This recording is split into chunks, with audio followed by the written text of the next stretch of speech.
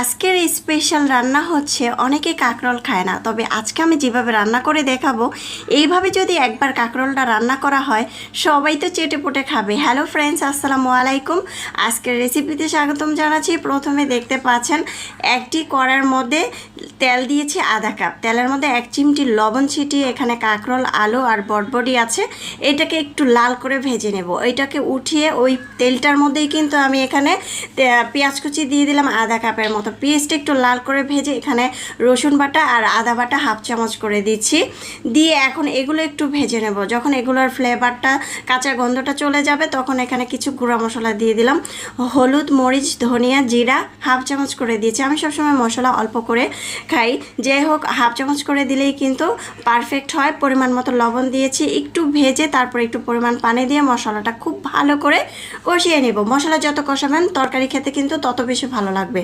মশলাটা যখন খুব ভালো করে কষানো হয়েছে, তেলটা ভেসে উঠেছে, এ পর্যায়ে দিয়ে দিচ্ছি কাঁকরোল, আলু, বটবডি ভেজে রেখেছিলাম তেলে। এখন বলে দিচ্ছি সিক্রেট কথা, সেটা হচ্ছে আপনারা যদি এই কাঁকরোল, আলু তেলে ভেজে রান্না করেন তাহলে এত সুন্দর ফ্লেভার আসে আর এত মজা হয়। যাই হোক, এই সবসময় কাঁকরোল রান্না করতে গেলে এইভাবে রান্না করবেন। যাই হোক, এখন মশলার সাথে ভালো করে কষানোর পরে দিয়ে দিলাম পানি। এখানে ফুটন্ত গরম পানি দিয়েছিলাম, পানি দিয়েছি 2 কাপ। তারপরে আগে থেকে রুই মাছটা ভেজে নিয়েছি, দেখতে পাচ্ছেন হলুদ, মরিচ দিয়ে তারপরে লবণ দিয়ে মাছটাকে ভেজে নিয়েছি।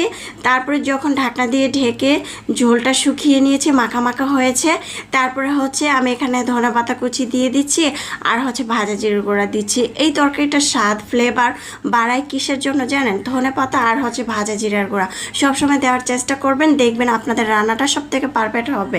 আর সবসময় চেষ্টা করবেন ধনেপাতা দেওয়ার পরে বেশি সময় চুলায় রাখবেন না, হালকা 1 মিনিটের মতো রেখে তারপরে উঠিয়ে নেবেন।